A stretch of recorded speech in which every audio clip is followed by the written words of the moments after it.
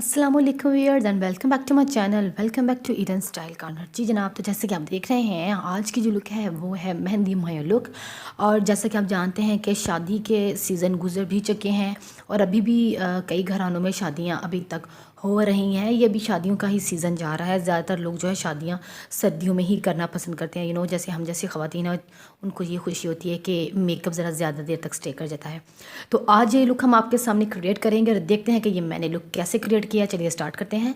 सबसे पहले अपनी स्किन को प्रेप एंड प्राइम कर रही हूँ। अच्छे से मैं मॉइस्चराइज़ कर रही हूँ। कोई भी सीरम आपके पास या मॉइस्चराइज़र लोशन आपके पास है तो आप उसको जो है अप्लाई कर लीजिए अच्छे से। और मैंने ये लगा लिया है मॉइस्चराइज़र। उसके बाद मैं अप्लाई कर रही हूँ प्राइमर। एट्यूड का ये प्राइमर है। प्राइमर नहीं है तो आप एलोवेरा जेल यूज़ कर सकते हैं। उसके बाद मैं अब कलर करेक्शन के लिए यूज़ करी हूँ ये किस ब्यूटी की कंटूर पैलेट। और इसमें से मैंने ये ऑरेंज शेड लिया और जहाँ जहाँ पे मुझे ज़रूरत थी कलर करेक्शन की वहाँ पे मैंने कलर को करेक्ट कर लिया है। उसके बाद ही मैं एट्यूड की फाउंडेशन यूज़ कर रही हूँ। फिंगर से अप्लाई करूँगी। जैसे कि फ़िंगर से एप्लीकेशन बहुत अच्छी होती है और ब्लेंडिंग भी बहुत ज़बरदस्त होती है। पहले मैं फ़िंगर से इसको अच्छे से ब्लेंड करके अप्लाई करके इसके बाद मैं ब्यूटी ब्लेंडर के साथ डैम्प ब्यूटी ब्लेंडर के साथ इसको ब्लेंड आउट कर रही हूँ। जैसे आप देख रहे हैं मैंने आइज़ पे भी अप्लाई किया है। अच्छे से मैंने आइज़ पे अप्लाई कर लिया। और इसके बाद क्या करना है कि मैं ये सोफिया एशले की आईब्रो पेंसिल ले रही हूँ। बहुत अच्छी पेंसिल है। ब्राउन शेड है इसकी। एक साइड पे ये स्मजर ब्लेंडर है।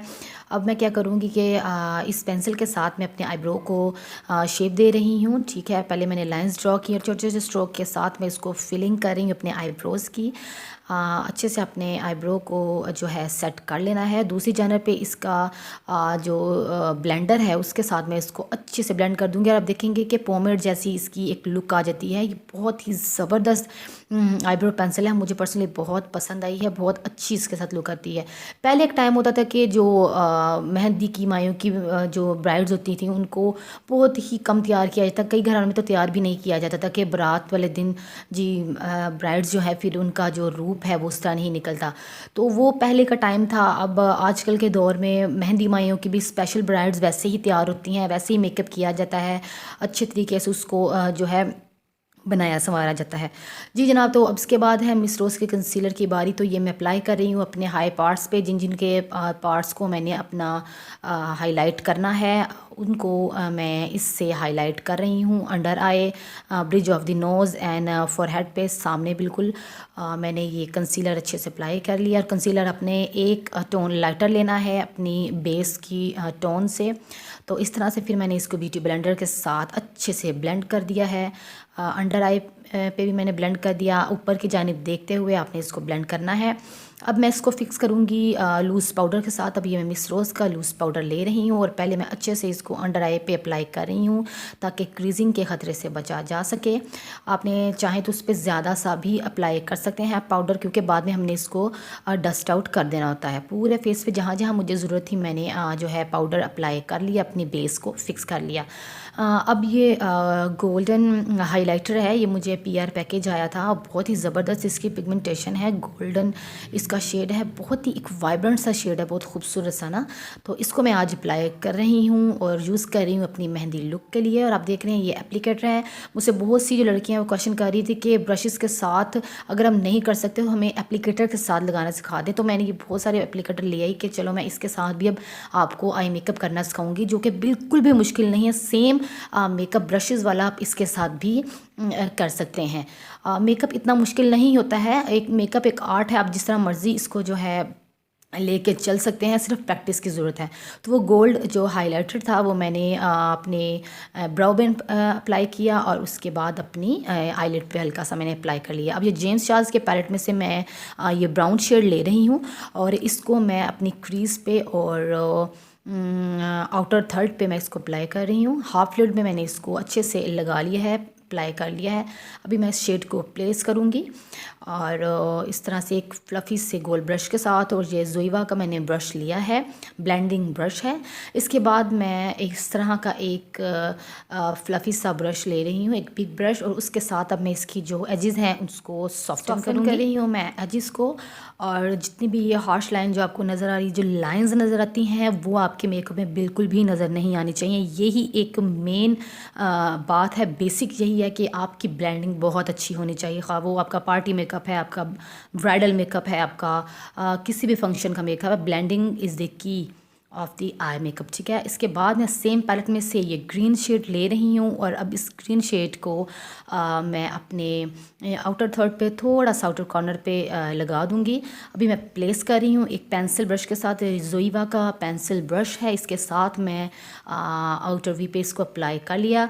अब जिस शेड को मैंने अप्लाई किया था, जिस ब्रश को अपने आई लिड के ऊपर, क्रीज के ऊपर, उसी से मैं इसकी ब्लेंडिंग कर रही हूँ, ठीक है। सेम ब्रश के साथ मैंने अच्छे से ग्रीन और ब्राउन को मैंने एक जान कर दिया।